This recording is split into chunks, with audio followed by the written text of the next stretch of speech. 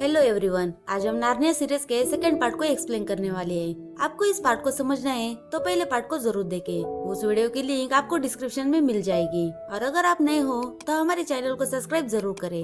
हमने पहले पार्ट में देखा था कि लूसी के भाई बहन नार्निया के राजा रानी बन चुके हैं और जब वो बड़े हो जाते हैं तब वो अपनी दुनिया में वापस आ जाते हैं और अब वो चारों लंदन में अपनी पढ़ाई पूरी कर रहे हैं और अपनी लाइफ नॉर्मल तरीके से जी रहे हैं। अब सेकंड पार्ट में हम नया कैरेक्टर प्रिंस कैस्पियन को देखते हैं जो टेलमेरिन किंगडम का वारिस होता है। टेलमेरिन लोग इंसान है जो नार्निया पर कब्जा कर चुके हैं और उनके डर से नार्नियन क्रिएचर यानी कि जो बोलने वाले प्राणी होते हैं वो जंगलों में छुप गए हैं। नार्निया अब पूरी तरह से खंडर बन चुका है। टेलमेरिन ने नार्निया के पुराने कल्चर और मैजिक को दबाने की कोशिश की है। कैस्पियन का चाचा किंग मिराज जो टेलमेरिन का राजा है वो अपने भतीजे कैस्पियन को मारना चाहता है क्योंकि उसका अपना बेटा पैदा होने के बाद वो कैस्पियन को थ्रोन के लिए खतरा मानता है। कैस्पियन को अपने उस्ताद से नार्निया के सच्चे इतिहास के बारे में पता चलता है कि कैसे नार्निया पहले मैजिकल जगह थी और द लायन गॉड यानी कि असलन उसका रक्षक था।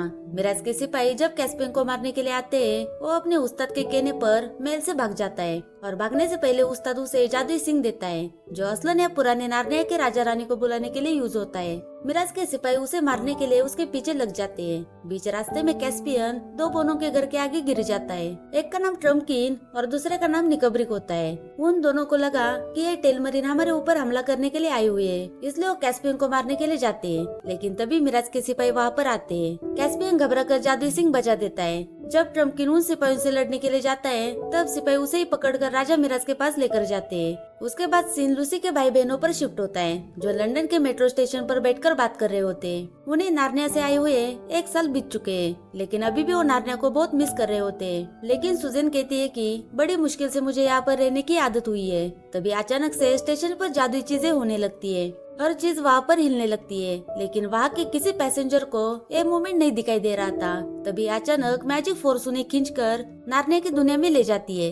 नार्निया में आने की वजह से चारों बहुत खुश थे और बीच पर बहुत मजे करते हैं। लेकिन तभी वो देखते हैं कि यहाँ का टाइम अलग ही है, यानी कि उनके लिए 1 साल गुजरा है लेकिन नार्निया में 1300 साल बीत चुके हैं और अलग ही दुनिया बन चुकी है। वो सुंदर और मैजिकल जगह जो पहले थी अब पूरी तरह से खंडर और जंगलों में तब्दील हो चुकी है। उन चारों को समझ नहीं आ रहा था कि वो कहाँ है और यहाँ पर क्या हो रहा है क्योंकि नार्निया में पहले कोई भी खंडर जैसी जगह नहीं थी। जब वो चलते चलते पुराने खंडर में पहुँचते हैं तब उन्हें पता चलता है कि यह उनका अपना पुराना महल केर पेरावेल है। उसे देखकर वो समझ जाते हैं कि नार्निया में कुछ तो बड़ी गड़बड़ी हुई है। वही कहानी फिर से टेलमेरिन के महल की ओर जाती है। मिराज के सारे सिपाही महल के अंदर आते हैं। तभी मिराज आकर ग्लॉजर से पूछता है कि क्या तुमने कैस्पियन को मार डाला? तब ग्लॉजेल उसे एक चीज दिखाता है। वो चीज दूसरी कोई नहीं बल्कि ट्रम्किन होता है। मिराज उसे देखकर समझ जाता है कि ये नार्निया का वासी है। उसके बाद महल में एक सभा बुलाई जाती है क्योंकि सभी जानना चाहते थे कि प्रिंस कैस्पियन यहाँ से गायब कैसे हुए और सभी लोग मिराज पर शक करने लगते हैं। लेकिन मिराज खुद को अच्छा साबित करने के लिए कहता है कि ये और किसी का काम नहीं बल्कि नार्निया वालों का काम है और ये प्रूफ करने के लिए ट्रम्किन को सबके सामने लाता है। उसे देखकर सभी को यकीन हो जाता है कि नार्निया की कहानी झूठी नहीं है और नार्निया के लोग आज भी जिंदा हैं। मिराज सबको बताता है कि प्रिंस कैस्पियन को नार्निया वालों ने अगवा किया है और हमें जंगलों में जाकर जो नार्निया वाले बच चुके थे उन्हें ढूंढकर मारना चाहिए। मिराज उन सबको यकीन दिलवाता है कि वो प्रिंस कैस्पियन को नहीं मारना चाहता बल्कि वो सच में बहुत अच्छा इंसान है। वही लूसी के भाई बहन नार्निया में अपने पुराने हथियार और कवच को केर पेरावेल के खंडर में पाते हैं। अब वो फैसला करते हैं कि हम पहले पता लगवाएंगे कि इस जगह पर ऐसा क्या हो गया था कि ये जगह पूरी तरह से खंडर बन गई। उस खंडर से बाहर आने के बाद वो टेलमेरिन के सोल्जर को देखते हैं जो ट्रम्किन को मारने वाले होते हैं। वो सभी ट्रम्किन को बचाते हैं। उसके बाद ट्रम्किन अपने बारे में और नार्निया की इस हालत के बारे में उन्हें बताता है कि टेलमेरिन ने नार्निया पर कब्जा कर लिया है और जो बच चुके थे वो सब लोग छुपकर उनसे लड़ रहे हैं। ट्रम्किन समझ जाता है कि ये चारों नार्निया के 1300 साल पहले के राजा रानी है। उसके बाद हम कैस्पियन को देखते हैं। निकब्रिक उसे बेहोश करके अपने घर लेके आया था।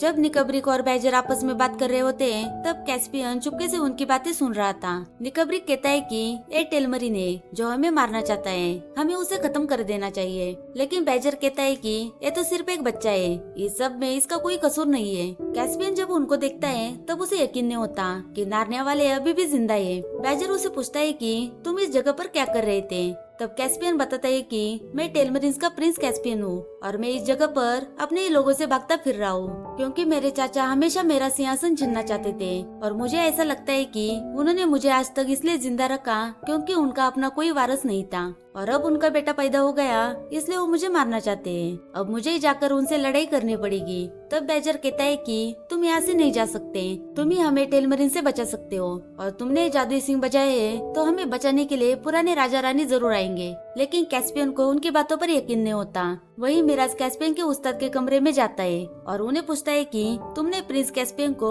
नार्निया के गहरे जादू के बारे में कितना बताया। लेकिन उस्ताद कहते हैं कि आपने ही मुझे पुरानी कहानियां सुनाने के लिए मना कर दिया था और अगर प्रिंस कैस्पियन नार्निया के जादू के बारे में जानता है तो आपका परेशान होना लाजमी है। राजा मिराज उस्ताद को गिरफ्तार करवा देता है। मिराज अपने लोगों से पूछता है कि जंगल तक पहुंचने का काम कहाँ तक पहुंचा है, क्योंकि वो चाहता है कि उस जंगल को बचाने के लिए कोई न कोई जरूर आएगा और उससे पहले हम जंगल में पहुंचकर कैस्पियन और सारे नार्निया वालों को खत्म कर देंगे। उसके बाद हमें नार्निया को दिखाया जाता है। ट्रम्किन उन्हें लेकर अपने लोगों के पास जाने के लिए नदी से गुजर रहे थे। तब लूसी कहती है कि इस जगह पर ये पेड़ नाचते थे, अब इतने शांत क्यों है। तब ट्रम्किन कहता है कि आप लोगों के जाने के कुछ दिनों के बाद ही टेलमरिंस ने हमारे ऊपर हमला कर दिया था और जो जानवर बच गए वो जंगलों में छुप गए और आसलन भी आप लोगों की तरह हमें छोड़कर चले गए और यहाँ के सारे पेड़ सेम गए। वही प्रिंस कैस्पियन अपने चाचा से लड़ने के लिए जा रहा था।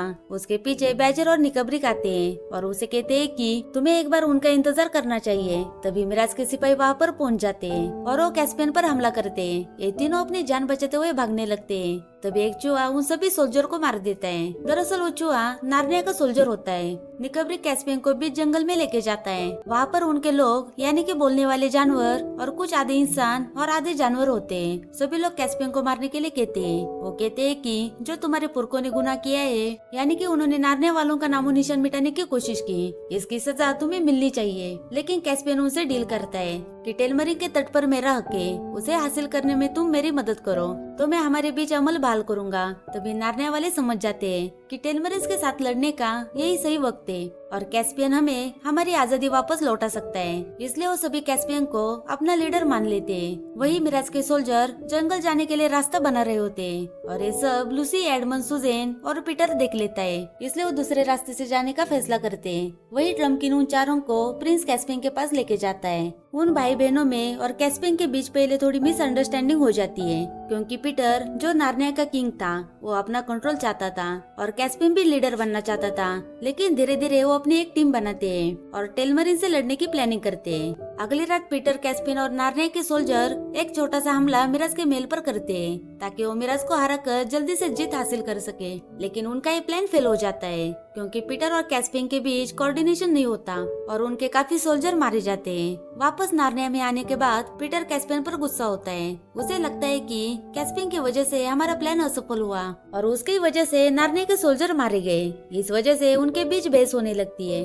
वही टेलमरिन को पता चल जाता है कि कल रात को हमला कैस्पियन ने किया था, इसलिए मिराज सिंहासन पर बैठ जाता है और अपने सिपाहियों के साथ जंगल में जाने के लिए रवाना होता है। निकब्रिक कैस्पियन को एक गुफा के अंदर लेके आता है और उसे कहता है कि हमारा दुश्मन एक ही है, तुम्हें उनसे बदला लेना चाहिए। उन्होंने नार्निया के साथ अच्छा नहीं किया, लेकिन हम नाकाब रहे। तुमने हर ताकत आजमाई, लेकिन उससे भी बड़ी एक ताकत है जो आसलन ने 100 सालों से बंदी बना के रखी है। तभी वहाँ पर कुछ दानव आ जाते हैं। वो कैस्पियन से कहते हैं कि हम मिराज से लड़ने में तुम्हारी मदद कर सकते हैं। उनके हाथ में वही पुराना व्हाइट विच का मैजिकल एरो होता है। उसे वो बर्फ की दीवार बना देते हैं। तभी पता चलता है कि व्हाइट विच मरी नहीं थी, वो अभी भी जिंदा है और वो जादू के अंदर कैद होती है। वो कैस्पियन को कहते हैं कि मुझे पुरुष की सिर्फ एक खून की बूंद चाहिए जिससे मैं आजाद हो जाऊंगी और उसके बाद मैं तुम्हारी मदद करूंगी। वो दानव कैस्पियन के हाथ को काट देते हैं जिसमें से खून निकलने लगता है। वो अपनी बातों से उसको हिप्नोटाइज करती है, जिसकी वजह से कैस्पियन उसकी बातों में आने लगता है।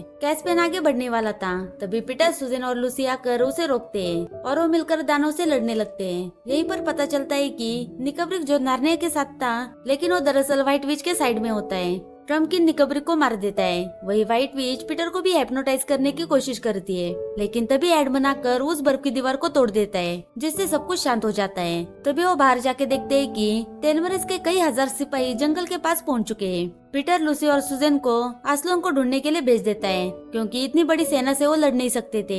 वही पीटर एडमंड को एक लेटर के साथ राजा मिराज के पास भेज देता है, जिसमें लिखा था कि नार्निया राजा पीटर चाहता है कि लड़ाई के मैदान में वन युद्ध हो, क्योंकि हम नहीं चाहते कि मासूम लोगों का खून और बहे और लड़ाई किसी एक के मौत पर रुकेगी और उसका इनाम आत्मसमर्पण होगा। राजा मिराज को मजबूरन हाँ करना पड़ता है। उसके बाद पीटर और मिराज लड़ाई के मैदान में उतर आते हैं और उन दोनों के बीच लड़ाई शुरू हो जाती है। उन दोनों में काफी शानदार तलवारबाजी चलती है। वही सुजेन और लूसी के पीछे कुछ सोल्जर आ जाते हैं। तभी सुजेन लूसी को अकेले जाने के लिए कहती है और खुद उन सिपाहियों से लड़ने लगती है, लेकिन वो अकेले संभल नहीं पाती। सिपाही उसे मारने वाले होते हैं। तभी कैस्पियन आकर उसे बचा लेता है। वही पीटर और मिराज लड़ाई के दौरान थक जाते हैं और काफी जख्मी भी हो चुके थे, लेकिन पीटर आखिरकार मिराज को हरा देता है। वो उसे मारने वाला था, लेकिन तभी वो कहता है कि इसमें मेरा हक नहीं बल्कि प्रिंस कैस्पियन का है। वो उसे अपनी तलवार देता है, लेकिन वो भी उसे नहीं मारता। वो उसकी जान बख्श देता है और कहता है कि मैं नार्निया वालों को उनका हक दिला के रहूंगा। टेलमरिन्स के सिपाही वहाँ से जाने लगते हैं। तभी मिराज का सेनापति मिराज को उठाने के लिए आता है।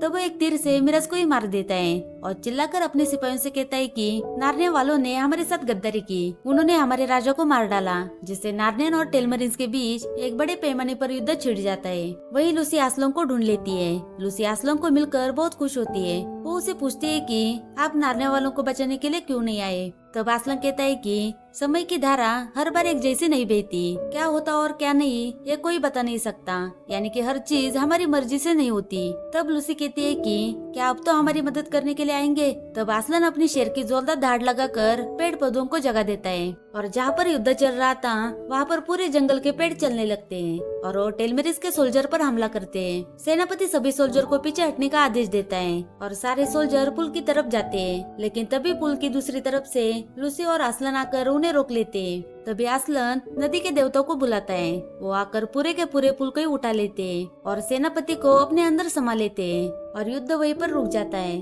सारे सोल्जर अपने हथियार नीचे फेंक देते हैं। उसके बाद आस्लन सभी लोगों से मिलता है और उसके बाद नार्निया में वापस आ जाते हैं। आस्लन कैस्पियन को नार्निया का राजा बना देता है और नार्नियन और टेलमरिस राज्यों के बीच शांति स्थापित करता है। उसके बाद कैस्पियन सभी टेलमरिन को कहता है कि नार्निया पर नार्निया वालों का हक है। जो टेलमरिस शांति से यहाँ रहना चाहते हैं वो रुक सकते हैं, पर आप में से कोई जाना चाहता है तो आस्लन उसे सही सलामत उनके पुरखों के पास पहुँचा देंगे। तब टेलमरिस के कुछ लोग कहते हैं कि हमें टेलमरिन छोड़े हुए पीढ़ियां गुजर चुकी है। तब आस्लन कहता है कि मैं टेलमरिन में जाने की बात नहीं कर रहा हूँ और आपके पुरखे समंदर में घूमने वाले डाकू थे, लेकिन वो एक दिन एक द्वीप पर आकर फंस गए। उन्हें वहाँ पर एक गुफा मिली। उस गुफा से गुजरकर वो नार्निया में पहुँच गए और आप में से जो भी जिंदगी की नई शुरुआत करना चाहते हैं वो अपने पुरखों की उस दुनिया में लौट सकते हैं। तब एक मैजिकल पोर्टल से कुछ टेलमरिन अपने पुरखों के पास लौट जाते हैं। पीटर, लूसी, एडमंड और सुजेन भी अपनी दुनिया में वापस जाने लगते हैं। आस्लन जाने से पहले उन्हें बताता है कि पीटर और सुजेन अब नार्निया में वापस नहीं आ सकते क्योंकि वो बड़े हो चुके हैं, लेकिन लूसी और एडमंड शायद वापस आए। लूसी नार्निया से नहीं जाना चाहती, लेकिन उन सबको अपनी दुनिया में वापस जाना ही था। सुजेन भी कैस्पियन से प्यार करने लगी थी। आखिरकार वो चारों सबको अलविदा कहकर मैजिकल पोर्टल से लंदन में अपनी नॉर्मल लाइफ में वापस आ जाते हैं और इसी के साथ मूवी यहाँ पर खत्म हो जाती है। Thank you for watching.